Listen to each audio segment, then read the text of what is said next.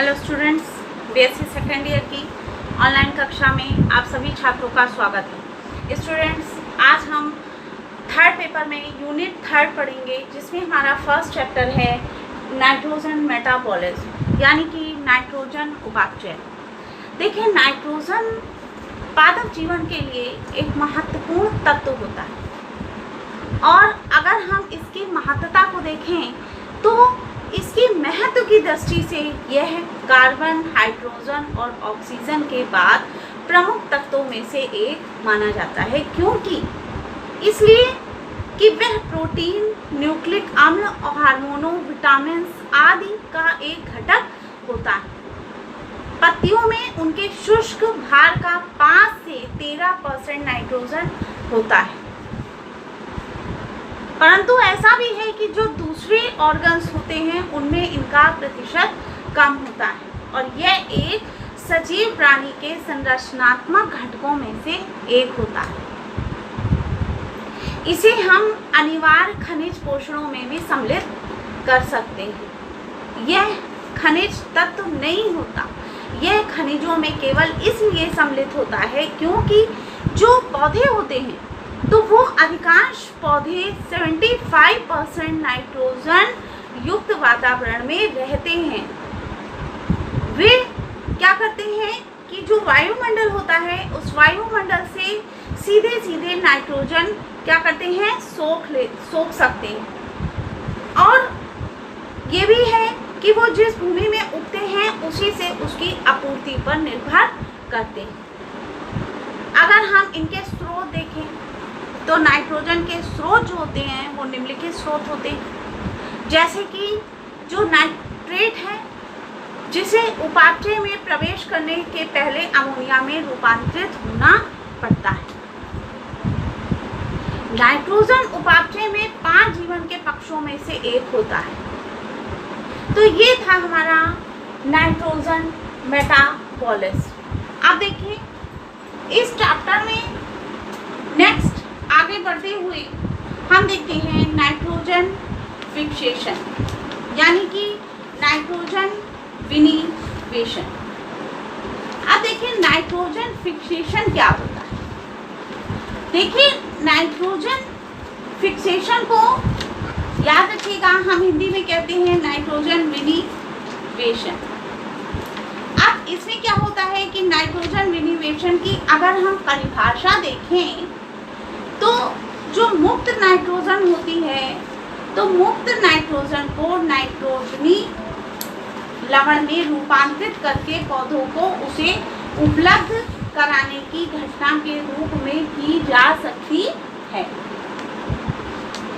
और ये भी कह सकते हैं कि जो प्राकृतिक प्रक्रिया है, तो प्राकृतिक प्रक्रियाओं द्वारा प्रति वर्ष लगभग 200 करोड़ मैट्रिक टन नाइट्रोजन का विनिवेशन होता है। और नाइट्रोजन विनिवेशन जो होता है वो क्या है कि वो 2 पार्ट में देखा जाता है। एक होता है फिजिकल और एक होता है बायोलॉजिकल, यानी भौतिक और जैविक। अब जो भौतिक होता है ये कई सारी चरणों में होता है, और इसका जो आरंभ यानी इसकी जो शुरुआत होती है वो वायुमंडलीय नाइट्रोजन के साथ विद्युत आवेश और जैसे बिजली गर्जन के प्रभाव में मिलकर नाइट्रिक ऑक्साइड के निर्माण से होती है। बायोलॉजिकल क्या होता है कि बायोलॉजिकल नाइट्रोजन जो फिक्सेशन होता है दो प्रकारों में बटा होता है। एक होता है हमारा सिंबॉलिक और दूसरा होता है एसिंबॉलिक, यानी सहजीवी और असहजीवी।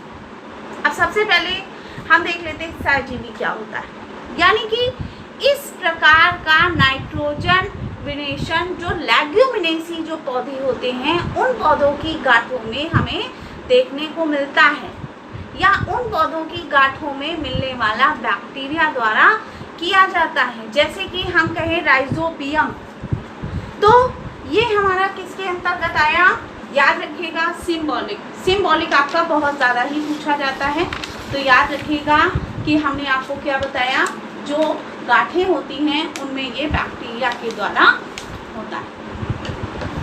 अब देखिए, अब इसी में अगर हम इसके कार्य विधि की बात करें तो ये माना जाता है कि नाइट्रोजन जो यौगिकीकरण होता है, तो उस यौगिकीकरण की जो प्रक्रिया होती है, तो उस प्रक्रिया के दौरान मुक्त वायुमंडलीय नाइट्रोजन पहले एंजाइम सतह पर बंधता है और तब तक मुक्त नहीं होता है जब तक कि अमोनिया में पूरी तरह से ये अपचयित नहीं हो जाता। अब ये तो था हमारा क्या सिंबॉलिक। अब अगर हम असहजीवी यानी असिंबॉलिक की बात करें, असहजीवी की, तो इसमें क्या होता है कि स्वतंत्र रूप से जो बैक्टीरिया होते हैं, अब स्वतंत्र रूप से बैक्टीरिया भी आपसे पूछे जा सकते हैं कि कौन कौन से होते हैं, तो क्लास्ट्रीडियम होता है, एजोटिबैक्टर होता है, साइनोबैक्टर होता है, जैसे कि नोस्टॉक हो गया, एनाबिना हो गया।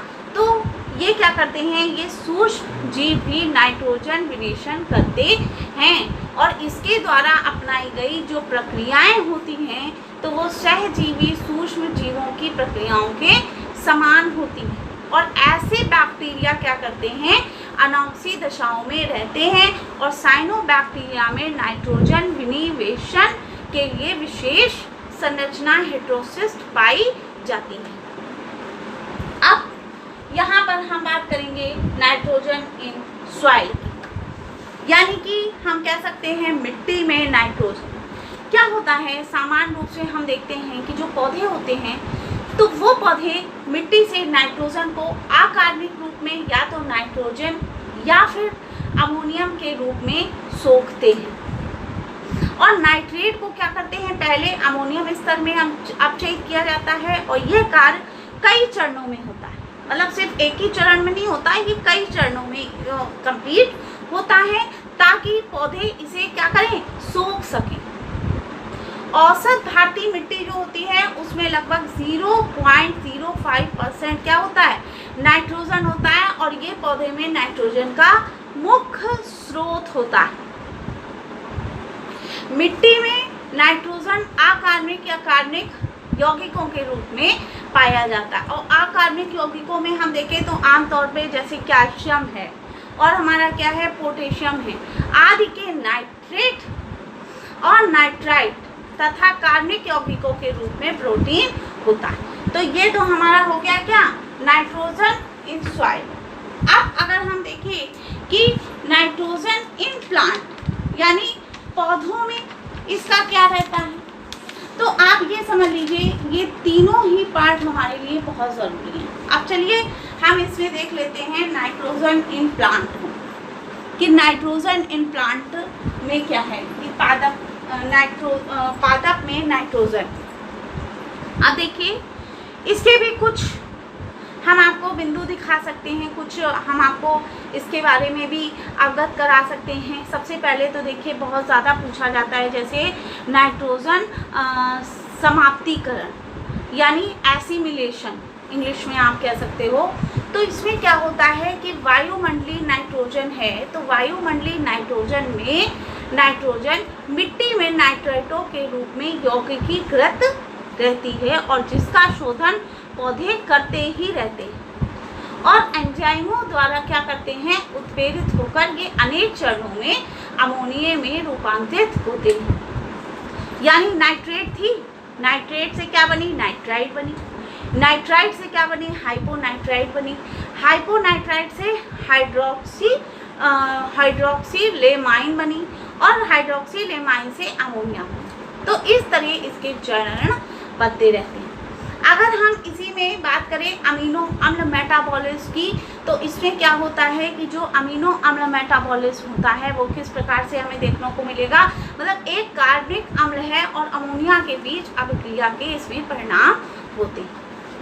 तो जो हमने देखा वो हमने nitrogen in soil, nitrogen in plant. अब इसी के साथ अगर हम इसको आगे भी देखें तो इसमें देखिए हमने आपको बताया अमीनो अम्ल का संश्लेषण। तो पौधे में क्या होता है, 26 प्रकार के अमीनो अम्ल पाए जाते हैं और ये याद रखें, ये कभी कभी आपसे एग्जाम में भी पूछ लिया जाता है कि जो पौधे होते हैं उनमें कितने प्रकार के अमीनो अम्ल होते हैं, याद रखिएगा 26 प्रकार के पाए जाते हैं, लेकिन इनमें से 20 कैसे होते हैं, प्रोटीन निर्माण में ही भाग लेते हैं। यानी 20 अमीनो अम्ल ऐसे हैं जो कि प्रोटीन निर्माण में सहायक होते हैं।